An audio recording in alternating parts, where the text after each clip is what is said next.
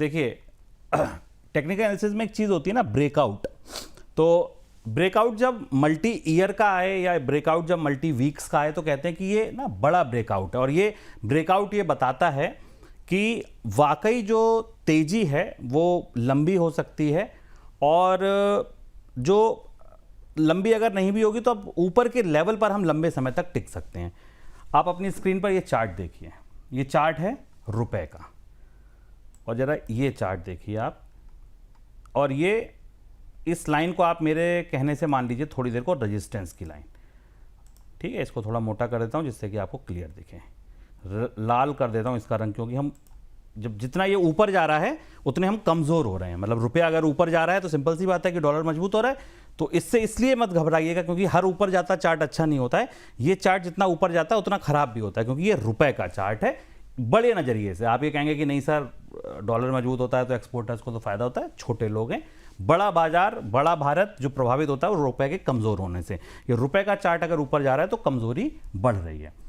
अब अंशुमान जी की बात याद कीजिए, उन्होंने कहा था कि ये गिरावट तेज हो सकती है और आने वाले दिनों में वाकई पिक्चर खराब हो सकती है। चार्ट्स भी कुछ कुछ यही कह रहे हैं। कैसे कह रहे हैं ये देखिए, ये है रुपए का चार्ट, और ये ट्रेंड लाइन देखिए जरा आप, कितनी बार टच की है, 1 बार, 2 बार, 3 बार, 4 बार, 5 बार, 6 बार, 7 बार, 8 बार, 9 बार, 10 बार। भारत में 10 बार क्राइसिस आई लेकिन ये लाइन नहीं तोड़ी। और ये क्राइसिस कब से आई? सन 1991 से। 91 से लंबा चार्ट देखने की ज़रूरत ही नहीं है। 91 से अगर आप चार्ट देख रहे हैं, आप सोचिए कि 91 में, उसके बाद 96 में, 2001 से लेकर 2004-05 तक, फिर ये वो दौर था जब कांग्रेस की सरकार थी, और ध्यान होगा आपको रघुराम राजन जी गवर्नर थे, ये मेरे को याद है, ये वाली क्राइसिस थी। इसके बाद इससे कुछ दिन पहले एक बार 2025 में जब ये कोविड और उसके बाद की स्थिति थी, ये वो वाली क्राइसिस थी।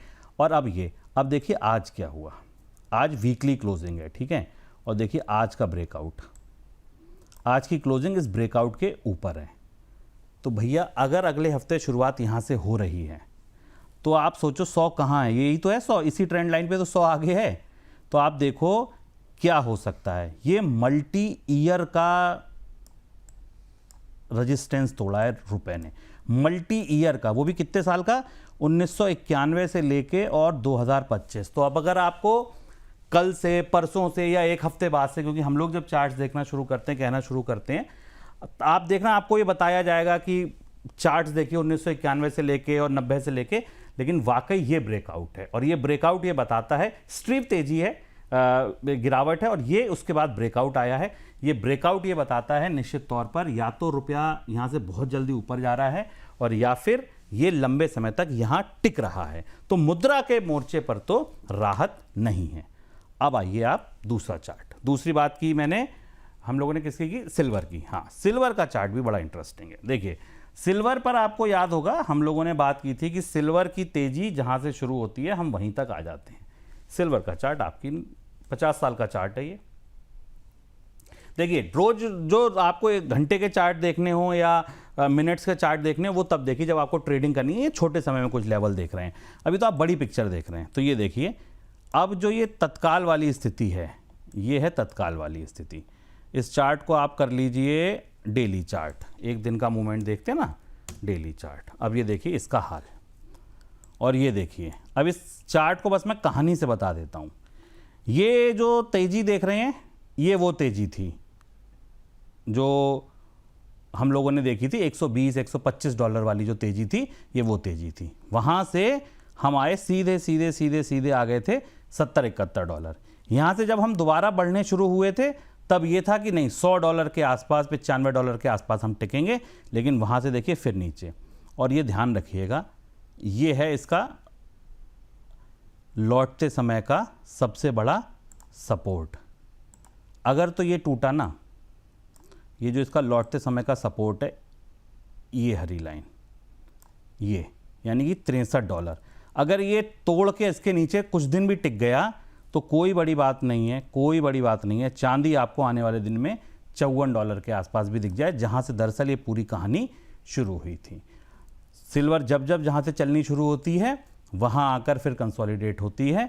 ये वही कहानी थी, देखिए यहीं से चलनी शुरू हुई थी, यहाँ तक हम आ गए थे, फिर चलने की कोशिश की, फिर नीचे आ गए। और अब अगर ये लेवल टूट गया, अब अगर आप चांदी में खरीदार हैं तो बस ये दुआ कीजिए कि $63-64 का लेवल अंतर्राष्ट्रीय बाजार में ना टूटे, क्योंकि अगर ये टूटा तो एक नई गिरावट का सिलसिला शुरू हो सकता है। ये बात बड़ी क्लियर है, बड़ी ही साफ है। अब आ जाइए आप निफ्टी के चार्ट पे।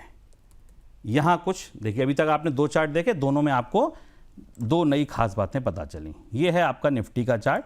पहले मैं इसे बड़ी पिक्चर जो हम लोग अब तक लगातार डिस्कस कर रहे हैं, छोड़ेंगे नहीं जब तक तोड़ेंगे नहीं। और ये देखिए आप, मैं इसको कर लेता हूँ वीकली चार्ट। ये लीजिए, आपके को समझने के लिए मैंने इसको कर दिया वीकली चार्ट। यही वो चैनल है ना जो हम आप लगातार डिस्कस कर रहे हैं। मैंने आपसे कहा था कि जब तक ये चार्ट इस चैनल के अंदर नहीं आता है, मजबूती नहीं लौटेगी, कोई शॉर्ट टर्म हम वो नहीं करते हैं, तब तक हम नहीं लौटेंगे। देखिए अभी भी ये नीचे है, लेकिन लेकिन लेकिन एक चीज़ बदली है। क्या बदला है?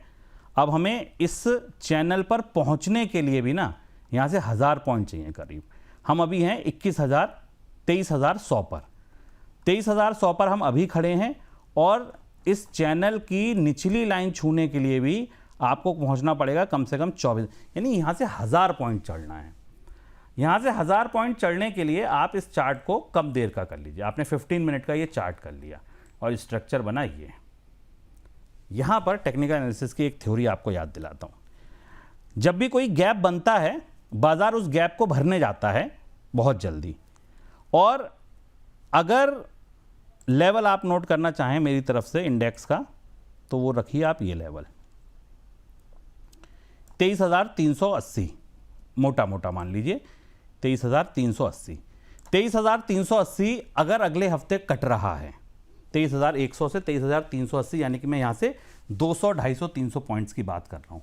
अगर तो ये कट रहा है तो आप ये मान के चलिए कि आप अगले ही हफ्ते में या उसके अगले हफ्ते में 23,800 देख रहे हैं। यानी कि यहाँ से कितने पॉइंट, कम से कम 700-800 पॉइंट यहाँ से रैली देख रहे हैं। और हम तब कहाँ घुस जाएंगे? तब हम आगे बढ़ेंगे इन लेवल्स के लिए जहाँ हम चैनल के अंदर जाएंगे। तो छोटा पुल बैक, छोटी तेजी आ सकती है। क्यों? एक रीज़न और है, वो इस चार्ट में नहीं दिख रहा है, लेकिन डेटा मैंने पढ़ा है इसलिए मैं आपको बता रहा हूँ। 23,000 के पुट राइटर्स फंस जाएंगे, और वो फंसेंगे तो पैनिक मरेगा बाजार में। जो शॉर्ट मारे बैठे हैं, जो युद्ध लंबा देख रहे हैं, जो जिनको ये लग रहा है अभी बहुत लंबे समय गिरावट आएगी, अगर आज वाली तेजी 2 दिन और चल गई तो अगला हफ्ता होगा आखिरी हफ्ता, एक्सपायरी आ जाएगी, तब ये बाजार यहाँ से और तेजी से जाएगा। तो आप देखना किसी भी सेकंड वीक में ऐसा होगा कि निफ्टी 500 पॉइंट 700 पॉइंट चल सकता है। अब फिर वही बात मैं तो कहता हूँ कि भाई चार्ट सब कुछ बताता है। चार्ट अभी ये बता रहा है कि यहाँ से कोई पुल बैक आएगा, यहाँ से कोई वापसी दिखेगी, वो वापसी 23,700-800 तक ले जा सकती है।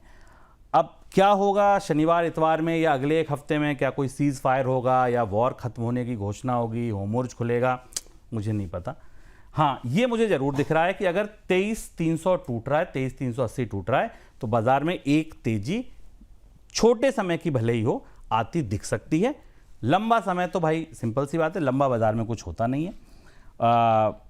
अगर कुछ नई घटना आएगी तो उस घटने के हिसाब से बाजार जाएगा। चार्ट सभी ये कह रहे हैं कि हम एक छोटे पुल बैक के लिए तैयार हैं।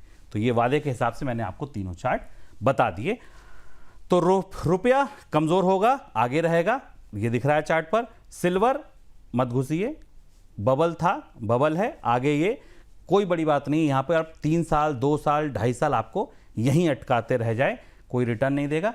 बाजार में छोटे पुल बैक के लिए काम करना चाहते हैं, अपने वित्तीय सलाहकार से पूछिए, छोटे सौदे बनाइए। लंबी तेजी, लंबी गिरावट अभी दोनों फिलहाल नहीं दिख रहे।